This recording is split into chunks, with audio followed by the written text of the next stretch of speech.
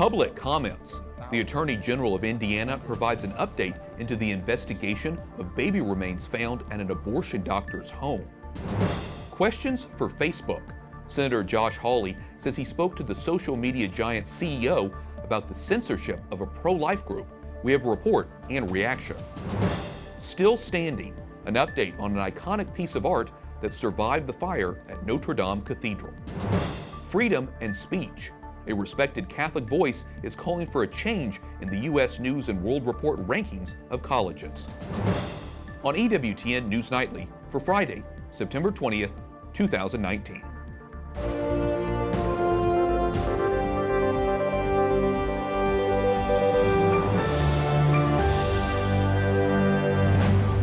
Good evening from Washington, D.C., and thank you for joining us for news from a Catholic perspective. I'm Wyatt Goolsby. It's just another political hack job. That's how President Trump is responding to allegations he made a serious mistake during a private conversation with a foreign leader. A whistleblower filed a complaint, but the president is defending himself, calling it a partisan attack. It's a partisan whistleblower. They shouldn't even have information. The president dismissing accusations made against him.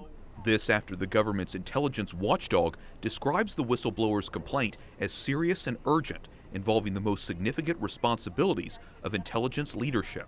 I don't know the identity of the whistleblower. I just hear it's a partisan person, meaning it comes out from another party. But I don't have any idea. But I can say that it was a totally appropriate conversation. It was actually a beautiful conversation. Speaking in the Oval Office, President Trump and Treasury Secretary Steven Mnuchin also announced new sanctions against Iran to cut off their bank funds. No more funds going to the ROGC or to fund terror, and this is on top of our oil sanctions and our financial institution sanctions. These are the highest sanctions ever imposed on a country. The U.S. blames Iran for last weekend's drone attack against Saudi Arabia's oil industry. All of this talk came as the president hosts the Prime Minister of Australia for an official state visit. The two leaders say both countries have stood together as allies through world wars and beyond. How great is America? The world is a better place because of this country living out its moral purpose. A world not just more secure, but more prosperous as well. The two leaders held a joint press conference this afternoon. They were asked about China and Iran, but the whistleblower topic was not raised by the four reporters who were called upon. New York City Mayor Bill de Blasio has ended his campaign for president. De Blasio says, quote, "It's clearly not my time." He had struggled to gain traction in a crowded field of contenders and never achieved higher than 1% in a national poll. A Washington Post headline recently said his campaign has burned down, fallen over, and sunk into a swamp. De Blasio is the sixth Democratic candidate to drop out of the race. Indiana's Attorney General says he has plans for the 2,000 baby remains found at the home of an abortion doctor in neighboring Illinois. I can tell you that we are going to bring our babies home and make sure that they're treated with the proper dignity and respect deserving of anyone born on Hoosier soil. Republican Curtis Hill also says thousands of patient medical records have been found at 3 dormant abortion clinics in Indiana. He adds members of the public are helping in the investigation into how the remains were found at the home of abortionist Ulrich Klopfer. Facebook CEO Mark Zuckerberg holds a private meeting with Republican Senator Josh Hawley. The senator pressed Zuckerberg for an explanation as to why Facebook is biased against content from conservatives, especially from the pro-life group Live Action. We had a good meeting. We had a frank discussion. Senator Josh Hawley describing his meeting behind closed doors with Facebook CEO Mark Zuckerberg. Just last month, Facebook censored 2 videos posted to its platform by the pro-life group Live Action. One featured the group's president, Lila Rose, saying abortion is never medically necessary. Facebook labeled them as false and inaccurate, a rating that could affect Live Action's ability to reach its own followers and potentially the group's ability to advertise on Facebook. Last week, Hawley and 3 other Republican senators wrote a scathing letter to Zuckerberg asking why 2 pro-abortion activists were allowed to fact-check Live Action on Facebook. The letter posed the question, if this isn't bias, what is? Yesterday, Hawley says Zuckerberg admitted Facebook showed bias. But he admitted to me on the live action issue, which I'm sure you've been following recently, sent a letter to them, they reversed themselves.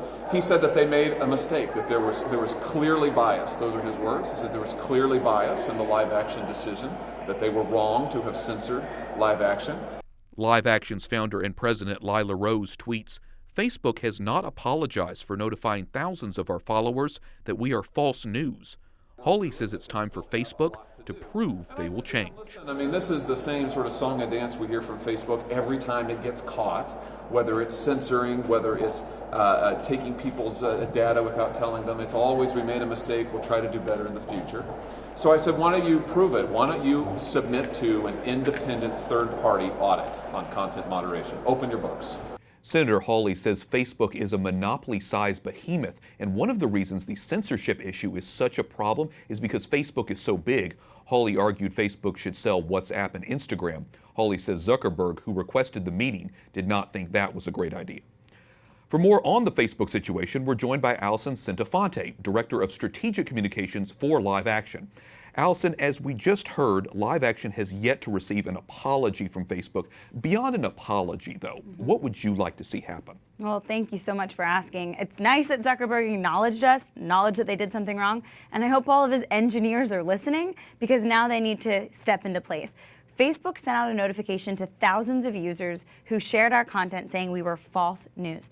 They essentially walked into a national debate and said, Live Action's wrong and others are right on the issue of abortion. And they should not have done that. So we're asking that they remove this false fact check that was done by 2 abortionists, that they resend a notification to our users saying, we removed it, we fixed it, and ultimately that they apologize and fix this problem. So it's never an issue for us, any other pro-life organization, or anyone for that matter, Wyatt, who's dealing with a hot topic that's debated. Facebook should be a place people can hear information on both sides of issues, whether that's abortion or gun control or immigration, not that Facebook fact checkers step in and decide who's right and who's wrong. So just to make sure I clarify, you guys with Live Action don't see the false news label attached to the videos as necessarily an accident. I mean, you guys see this as an attempt to really discredit your organization and the pro-life message. Absolutely. Well, the reason Live Action and Lila Rose were targeted is because they're the biggest pro-life influencers on social media. We have over 3.6 million followers.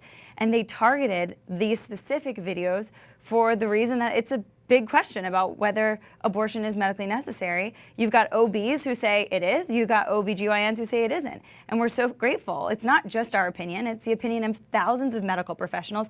Many Catholic medical professionals have come to our aid and explained that it's never medically necessary, and I'm thankful for the Catholic Church of doing great teaching on that. That said, they targeted this because they want to silence one side of the argument on abortion, and we're pushing back. And we're so grateful for Senator Hawley, Cruz, Braun, others who stepped up and said, not on our watch. And they're demanding Facebook change their processes. They're saying, open it up to an audit, let us look. And we encourage that. We encourage them to fix this for everyone right now. And you mentioned the millions of followers that you guys have on social media. What are you hearing? What kind of feedback from your followers on this whole issue? Yeah, well, thankfully we've got the best supporters. They are incredibly pro-life and they stand with us. It's been an issue, though, for the way they view Facebook, because for so long, Facebook was not an issue for us. At Live Action, we've been here, we've talked about Twitter and Pinterest and other entities. Facebook, they were reasonable. They worked with us on some things. But now this has gone too far. So I think it's a PR issue for Facebook as well. No one is looking to them to be the arbiters of truth, right? So our followers have said, look, this makes me question what I'm seeing. This makes me question if I'm getting to see the things that I'm interested in or what else they're suppressing. So they've got a lot of things to answer, and I'm glad that it's at Zuckerberg's attention, but we're waiting for real action. Well, I think it's so important that we continue to shine the spotlight on this situation, bring it to the forefront so that people will remain aware of this. ytsync-en, Director of Strategic Communications for Live Action, thanks so much for coming on talking about it. Thanks for covering this, Wyatt. Years of work remains to rebuild Notre-Dame Cathedral in Paris, but officials say crews working on the French landmark found a small reminder all was not lost in the destructive fire last April. The copper rooster that once topped the famed church's spire survived the blaze. High heat and the long fall to the ground left it somewhat deformed, but it survived and is being put on public display this weekend. Work on the cathedral continues. It is expected to be closed to the public for at least several more years. E qui, se la compassione è il linguaggio di Dio, tante volte... Pope Francis asked the faithful to pray for priests and bishops. At his daily Mass at the Vatican, the Holy Father says all church leaders can use their help in making sure they do not neglect the gift of their ministry. He also asked the ordained to remain close to the people of God. Vatican officials are meeting today to discuss the financial situation in the Holy See. According to the Wall Street Journal, the Holy See's deficit doubled in 2018 to approximately $76.7 million. Their total budget is only about $330 million.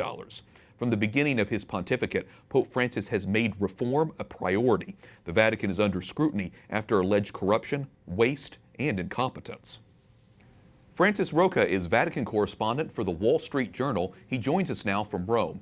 Frank, earlier this month you reported that Pope Francis had ordered Vatican officials to shrink the ballooning budget deficit. Do you know what Vatican officials discussed specifically today? Well, this meeting today was described to me as a kind of wake-up call and awareness-building exercise. The people here don't claim to know exactly how this deficit is supposed to be reduced, but they are tasking the heads of the Vatican departments, of the Holy See department specifically, to figure that out. And so the Pope wrote a strongly worded letter to Cardinal Marx, who is in charge of the Council for the Economy, and he in turn wrote to all the dicastery heads, to the department heads in the Holy See, and said, this is really urgent, this is grave, those are the Pope's words, and we need to meet and talk about this and look at the picture, and then you need to figure out what we do. Give us some background here. Why does the Vatican have such a big budget deficit? Well, again, that's kind of a mystery. I mean, they say that there are inefficiencies. I mean, specific items might be pointed to that maybe they pay too much for stationery or for a car service instead of outsourcing. But these are small issues. No one can really say this is the problem. I mean, they have about 3,000 employees working for the Holy See. In the great scheme of things, that's not many for a global church. Some say that they're not efficiently deployed, but that wouldn't necessarily reduce the deficit. Part of it is a bad income. Insufficient income, bad returns on financial investments and on real estate investments. Some of that is a result of just the investment climate, but their hope is that they can improve that, especially in the area of real estate and also in financial investments. Well, one important factor is that the Vatican doesn't have a finance chief since Cardinal George Pell, who formerly held that position, left to face sex abuse charges in Australia. Do we have any word or any sense of who could be his replacement? No, there isn't really. No one knows what's going to happen. The Pope, it's up to the Pope. Well, Pope Francis, of course, was elected with a mandate to reform the Vatican, and obviously, as you know, finances are a large part of that. In general, Frank, how's he doing? Well, that's a good question. I mean, by his own account, not well enough. I mean, in the sense that he said, look, this is bad, this is grave, we've got to fix this. Things are getting worse, not better. Some people say, well, part of the thing is the picture looks grimmer than it was because they have a more accurate picture. That they've adopted international accounting standards and they've audited the books in a thorough and consistent, coherent way. And so the part of that is just a greater dose of realism. So that might be part of it. But clearly they're not doing well enough, and that's why he's saying you've got to figure it out. Any sense of the next steps? When will they meet again? When the Vatican will talk more about this issue? Well, this was an extraordinary meeting. In fact, you never want to say unprecedented around here, but it was very, very unusual to be calling the heads of the departments just for this specific reason. So I don't know if they expect to do this on a regular basis. I guess if they need to. But one thing that we are hoping and we are expecting is that they will be releasing sometime this fall, perhaps even this month, a summary of their financial statements for 2018. They haven't done that in 4 years. They haven't done that. And so we'll get a little bit more detail and hopefully some more information about where they're going to go. Okay, we'll be watching to see when that and any more information comes out about the Vatican finances and these meetings, of course. Francis Roca is Vatican correspondent for the Wall Street Journal. Thanks so much for being with us. Thanks. Coming up, an update on the trade war between the United States and China.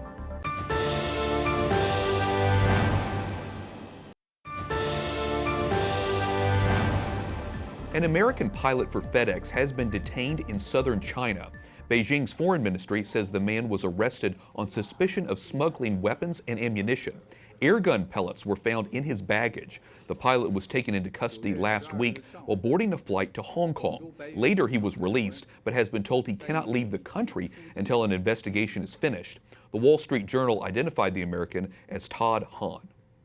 For more analysis, we welcome back Gordon Chang, an expert in Asian foreign policy and the author of The Coming Collapse of China. Gordon, welcome back. What do you make of this development, and will it have any effect at all on U.S.-China trade negotiations? Well, Beijing has gone back to hostage diplomacy. It's taking people. And they've done this to the Canadians in connection with Huawei Technologies. You know, we asked for the extradition of Huawei's CFO, and so Beijing responded by grabbing 2 Canadians and doing some other things. So this is sort of, in a sense, nothing new, but it is despicable. How do you think this could or will it impact talks between, because I believe the Chinese are coming here to Washington to talk more about tariffs and trade? I'm sure it'll affect the negotiations because, first of all, the Chinese are going to want to use this as a bargaining chip. Also, you know, we are going to want to get him free. He didn't do anything wrong. He had plastic pellets in his luggage. He even went through a scanner, and it was okay as he got into. So this is just really bad, and we're going to have to do all we can. And we got to remember that this is the nature of a militant communist state. We shouldn't be trading with these guys in the first place. Earlier today, President Trump says he does not need to reach a trade agreement with China before the 2020 election. Is he right? I think he is right, Wyatt. And the reason is, first of all, China dishonors every trade agreement with the U.S. So if he were to end up with a trade agreement and they violate it before the November 2020 election, that would really be horrible. Also, President Trump's not getting any grief from the Democratic Party establishment. For instance, Speaker Pelosi, Minority Leader Schumer, they're fully on board with what the president is trying to do because they realize that China's a malign actor. So I think that he can get through this. And by the way, the Chinese are going to have to buy U.S. agriculture anyway. They've got a real problem where they can't feed themselves. They have this African swine flu epidemic. They've got to buy U.S. pork. Trade negotiations, as I mentioned, will start next month. What are your expectations in general? I wish I knew. You know, anything can happen. Hard to predict the future, right? Yeah, especially because there's so many imponderables here. But, you know, an interim trade deal, of course, is possible, a small one. I don't know if that's actually going to occur. But, you know, the one thing I do know that even if there is some sort of an agreement, the Chinese will not honor it. And because we have fundamental disagreements with China on a number of issues, we're not going to have an enduring trade agreement. There's going to be continuing friction for years. So I don't think a trade agreement is in our interest because the Chinese just don't follow their obligations. Okay, well, obviously we'll be watching to see how those negotiations go. Switching gears for a second, some of the Hong Kong pro-democracy protesters appeared on Capitol Hill earlier this week. What did you make of their testimony, and do you think there's a possibility that the U.S. could become more involved in the situation in Hong Kong? I think we will become more involved, largely because the protesters in Hong Kong, not the ones who testified here, but the other ones have been waving American flags, been singing our national anthem. They're really calling upon us to help. And also you see in Congress, and this is across both aisles, that you've got people supporting the legislation on Hong Kong. So I think that it's inevitable. And you got to remember that we've got a common interest with the Hong Kong demonstrators. The same power that is trying to take away their autonomy is attacking our democracy. We have a common interest. And as you know, Gordon, we've been keeping our eye on the Catholics involved there also in the pro-democracy movement. Gordon Chang, an expert in Asian foreign policy and the author of The Coming Collapse of China, thanks so much for your analysis today. Thanks, Wyatt. Up next, a professor at Princeton and prominent Catholic discusses free speech on college campuses.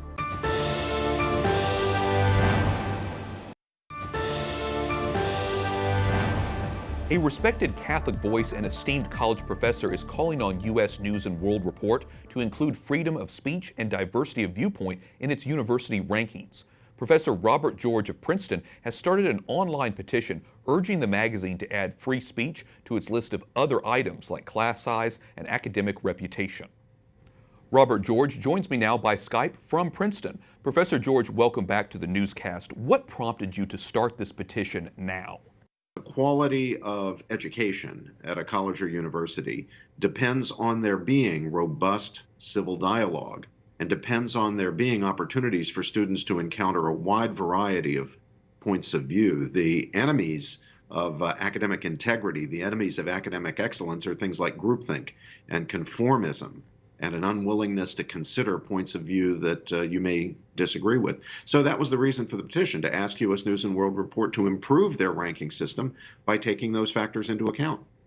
You're known and respected for your willingness and ability to engage politely with people with opposing views. Why do you think we've gotten away from that on so many campuses around the country? Well, unfortunately, when there's a lack of viewpoint diversity and over time viewpoint diversity is eroded, I suppose it's the natural tendency of people who make appointments to faculty positions to appoint people who are very much like themselves, who think like themselves, for example. So once that begins to happen and you lose an actual diversity of opinions on campus, however much diversity in other ways, race and ethnicity and so forth you might have, once you begin to lose that diversity, that variety of viewpoints, it becomes a self-perpetuating thing, and people become less and less tolerant, students and faculty alike, of dissenting opinions. People want to be reinforced in what they already believe. They want to hear people say what they already think, and they begin to experience actual challenges to their views as personal assaults on them. This is toxic, Wyatt, to the educational process and to the mission of the university. So thinking about your suggestion of that topic of free speech, as a Catholic, are you hopeful that freedom of religious expression would be included if colleges decided to, or if the News and World Report would rank free speech? No question about it. Free speech includes the right to advocate one's religious point of view or anti-religious point of view. It's the right of everyone to say what they believe, give reasons, give arguments for what they believe, exchange ideas, exchange arguments on the range of topics from politics to economics to culture to religion, yes, to science. All of these are areas in which, on many, many issues, reasonable people of goodwill disagree. The only way to advance the cause of learning, truth-seeking, which is what universities are fundamentally all about, the only way to advance the cause of learning and of truth-seeking is to make sure that people have opportunities to consider critically, thoughtfully, deeply the competing points of view, and then arrive at their own conclusions. My motto at Princeton and the program that I direct, the James Madison Program in American Ideals and Institutions, is think deeply, think critically, and think for yourselves. That's what I try to tell my students to do. And I find that when students actually hear this message, they resonate to it, and they begin to put into practice the virtues of thinking for themselves. So many important issues, so many important values to talk about. It's always fascinating to talk about them with you. Robert George McCormick, Professor of Jurisprudence at Princeton University. Thanks so much for talking with us today. My pleasure. Thank you again, Wyatt. Finally tonight, church leaders in England are organizing a novena next month leading up to the canonization of Blessed John Henry Newman. It's in thanksgiving for his life and holiness and asking for his intercession. The prayers are October 4th through the 12th. Newman, who was a 19th century theologian, poet, and cardinal, will be canonized October 13th. And of course, one of the many qualities John Henry Newman had is known for, at least, his devotion to Mary. And that's a good note to end our broadcast on tonight and this week. We thank you for watching. For the entire EWTN News Nightly team, I'm Wyatt Goolsby. We'll be back on Monday with more news from a Catholic perspective. Good night, and God bless.